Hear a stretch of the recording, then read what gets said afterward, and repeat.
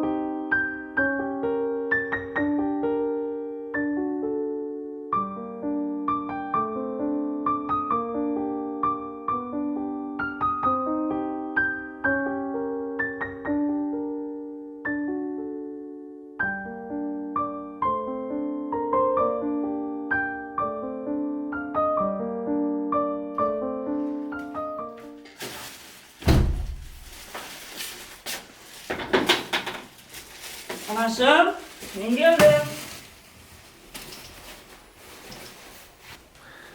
Келдім ба оғылым? Келдім анашым. Қарныңыз аш болған жоқ па? Жоқ жан. Қарным ашқан жоқ, өзің аш емессің ба? Жоқ анашым, аш емеспін. Жедім. Келіңіз отырғызайын.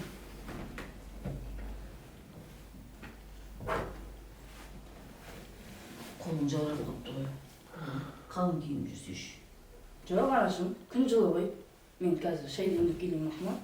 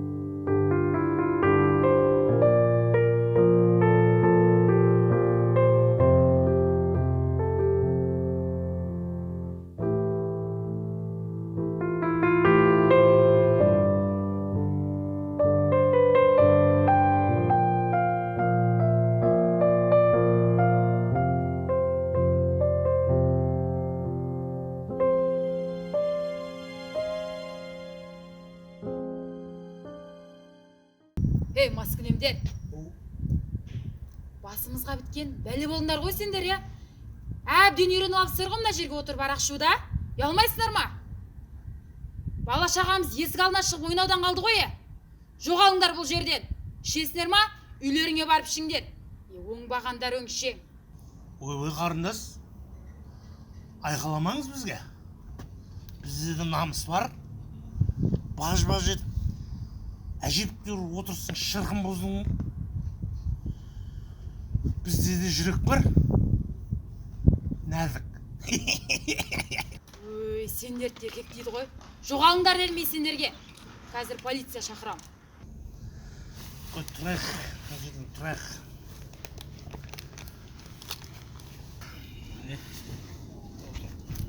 Біз полициядан қорықпаймыз. Мен де полицияның танысым бар, досым сонда да қайта берекші. Сыйлайтын болғаннан кейін кетіп бара жатырмыз. Түсіндің ба? Негізі әйел адамның шашы ұзын, ақылсызға деген дос осы ғой. Біздің жан дүниемізді түсінбейді ғой бұл. Дұрыс айтқан негізі.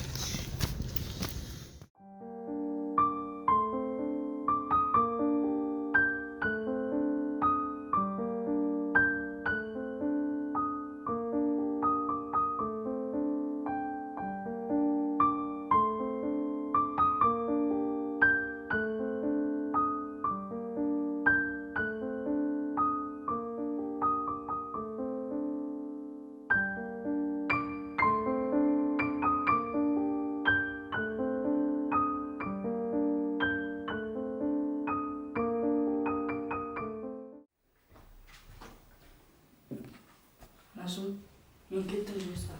Тамағымызды уақытылы ішіңіз жарай ма?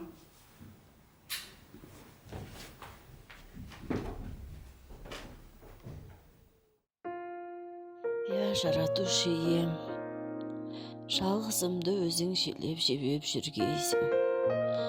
Бәле жаладан сақтай көр, жолын ашық, болашағын жарқын ет. Өзіңнің сүйген құлдарының қатарынан ете көр. Құдіреті күшті, мейірімі шексіз Аллам.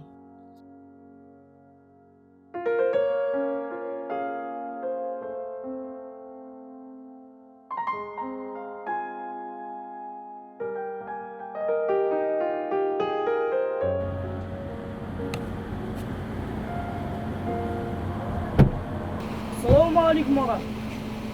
Уағалейкум ассалам.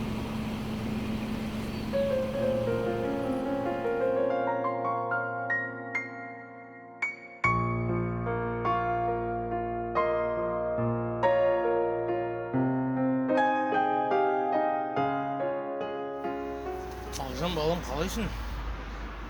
Жақсы әке. Маман қалай? Жақсы. Жұмысың жақсы ма? Балам, маған бір азын-аулақ ақша керек болып тұрады. Бір жұмыстар бар да. Бере аласың ба?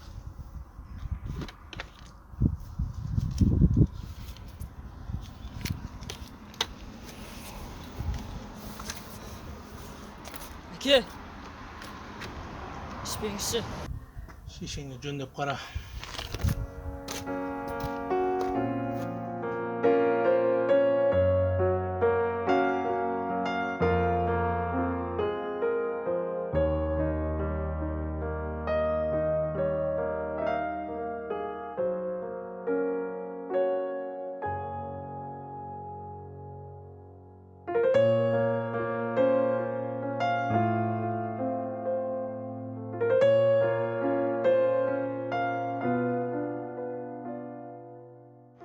Атың кім сенің? Мағжан. Мағжан? Мен атым Дәурен. Соңғы кезде байқап жүрмін, осы жерде көлік жуып жүрсің. Әлде ақша жетіспей жатыр ма? Сенің жасында қазір оқу керек. Мектеп, сабақ дегендей. Әке-шешең біле ме осылай жұмыс істеп жүргеніңді? Үндемейсің ғой. Үйде жалғыз анам бар. Ол кісінің төсекте атып ауырып жатқанына біраз уақыт болды.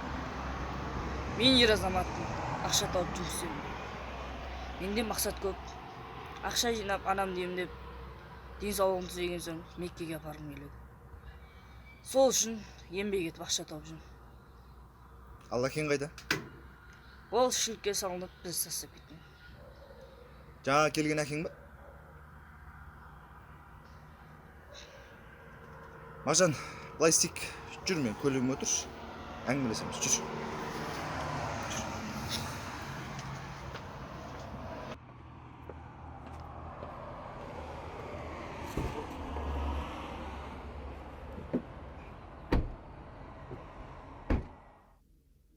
Мағжан, білесің ба? Сен өмір, мен өміріме ұқсайды екен.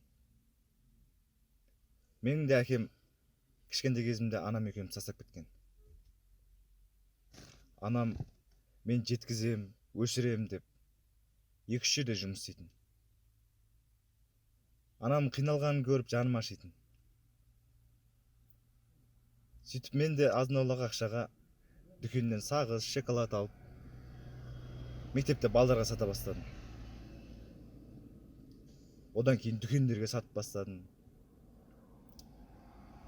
Сабақ үлгерім төмендеп кетті. Бір күн анам осы тірліктерімді біліп қойып, балам, маған сенің оқығаның, тәртіпті болғаның, соның өз үлкен көмек деді.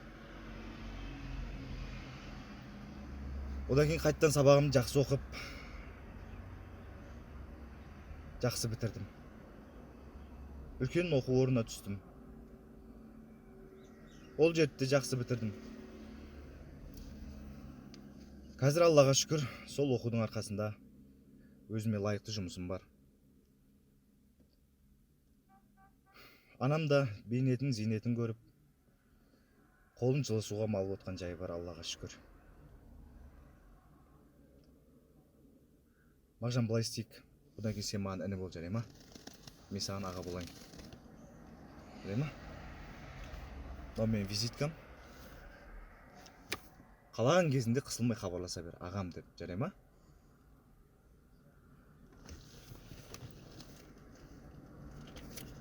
Ақшаны ал.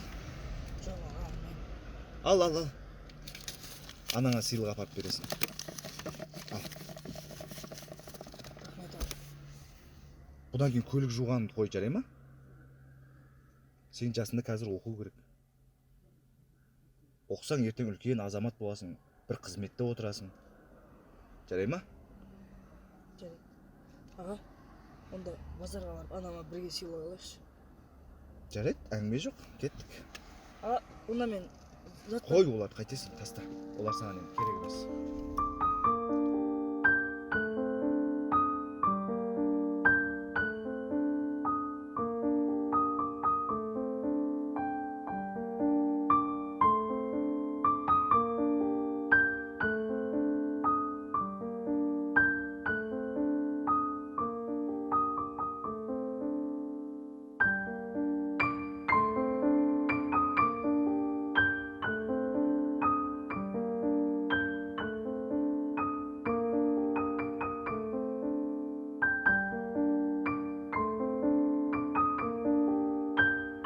Мағжан, жақсы.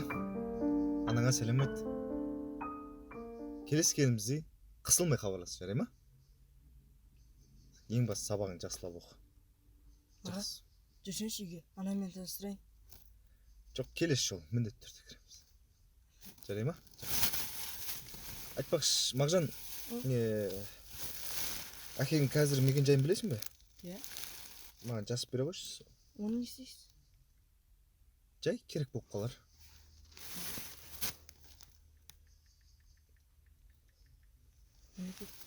Жақсы, мен хабарлас, жарай ма?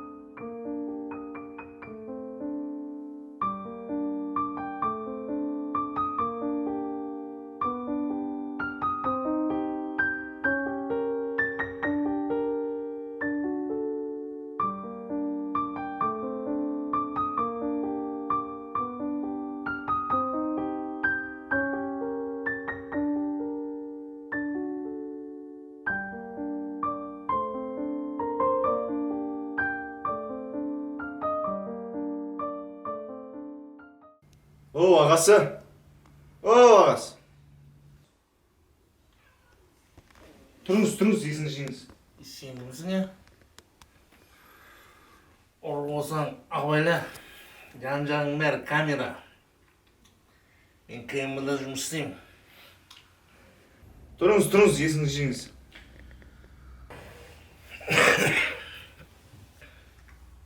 Не болды? Алдымен танысып қойық. Менің есімім Дәурен. Мағжанның ағасы болам. Мағжан деген кім? Сіздің ұлыңыз Мағжан. Оның ағасы бар ма? Бар. Қош. Иә, сізбен сөйлесе келдім аға. Сізді сыртыңыздан білем. Бәрі біледі ғой. Отбасыңызды аш суға айырбастап, жеткен жетістігіңіз осы болды ма? Айнаға қашан қарадыңыз соңғы рет? Не болып кеткен мына түріңіз? Адам деген аттан алыстап, айуанға айнала бастап су. Аузыңа байқап сөйле. Тыңдаңыз. Араққа тойып алып, жалпағына бас жүрім деп ойлайсыз ба? Отбасыңызды ойрандап, ойыңызға келген істеп жүрсіз. Алдағы күніңізде не болатынын ойламайсыз ба? Ешкімге керегіңіз болмай, далада қаңғып қалатыныңызды ұмытпаңыз. Жарыңыздың ауыр дертке шалдыққанын білесіз бе? Мағжандай алтын ұлыңыз бар екен. Анамды емдетем деп, күннің ыстығында да, ызғарына да қарамай, жұрттың көлігін жуып ақша тауып жүр. Сіз одан намыстанбайсыз ба? Мына түріңізді көрген баланың ертең болашағы не болады? Қиын қыстау кезде шырқыратып, отбасыңызды тастап кеткен мына сізде еркектікте адами да намыс шығу екен. Ар, ұят жайында айтпай-ақ қойын. Оларды араққа айырбастап жіберген сияқтысыз ғой. Құрдымға төбеге келіп түспей тұрғанда ойланып ақылға келіңіз. Еркек деген атыңыз бар емес пе? Алла аманат етіп тапсырған жарыңыздың жанында болып, ыстық суығына бірге көніп, ұлыңызға дұрыс тәрбие беріп, жақсы азамат етіп өсіру, бұл сіздің міндетіңіз аға. Ал сіздің істеп жүргеніңіз мынау. Ештен кеш жақсы. Әлі де ойланыңыз. Ақылға келіңіз. Кез келген жағдайда жөндеуге, орнына келтіруге болады. Шаңырағыңызға ие болыңыз. Мына тірлігіңіз сізді ұзаққа апармайды. Бордай тозып жоқ болып кететініңізді ұмытпаңыз. Сондықтан есіңізді жинап, аш суды доғарып, иманға келіңіз. Сіздің барыңызға қанағат, жоғыңызға сабыр ететін тек қана отбасыңыз.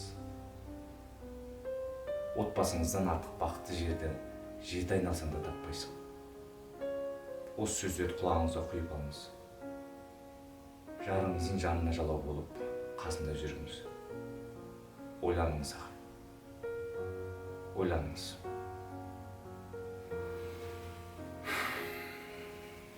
Мағжандай алтын ұлыңыздың сарын сындырмай, нағыз ер жігіт болып өсуіне ықпал етіңіз. Ойланыңыз аға. Жақсылап ойланыңыз. Басыңызға бағыңызды мәңгілік өшіріп алмаңыз.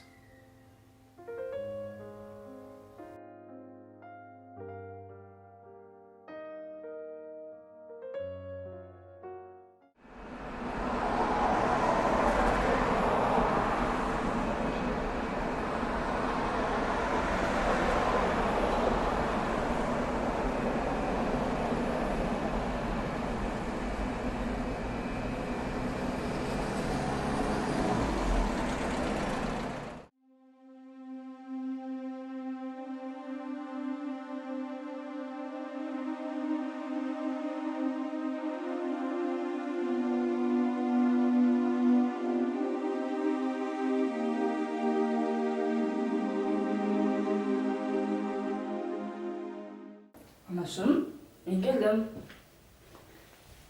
Anasım. Anasım. Anasım. Anasım. Anasım. Anasım. Anasım, gözünü aç anasım. Anasım, dur anasım. Anasım, dur anasım. Anasım, dur anasım. Ne yapıyorsun anasım? Dur anasım. Anasım, dur. Анам!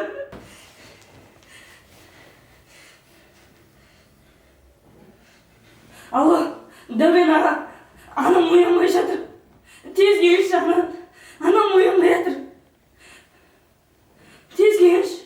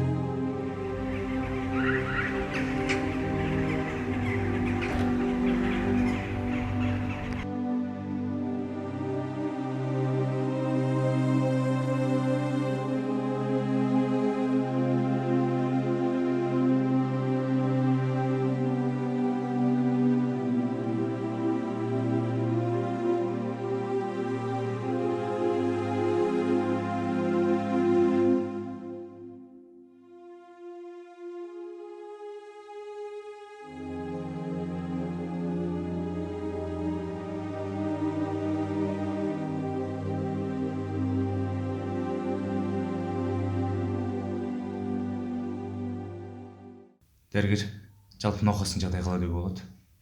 Сіз науқастың кім боласыз? Мен жақын туысқан едім. Науқастың жалпы жағдайы жақсы деп айта алмаймын. Тез арада күрделі жүрегіне ота жасалу керек. Дегенмен біздің клиникада жасалмайды. Өкінішке орай. Шетелге апару керек пе сонда? Жоқ. Неге шетелге?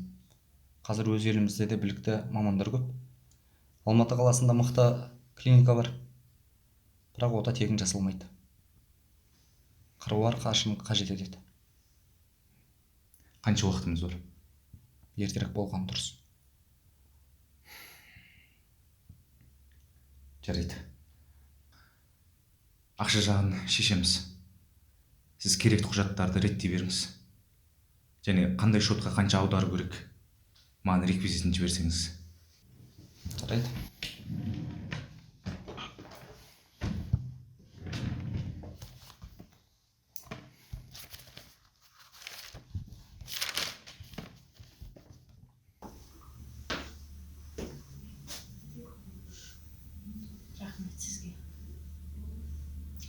Оқасы шығып, о не дегеніңіз? Әлек бәрі жақсы болады. Жаңа? Бала-шағаңыздан қайтсын. Әмин, айтқаныңыз келсін әпке. Сізді ертең аяққа тұрып, Мағжанда ұлыңыздың қызығына тоймай жүріңіз. Бұндай ұлыңыз бар, сіз бақыттанасыз ғой.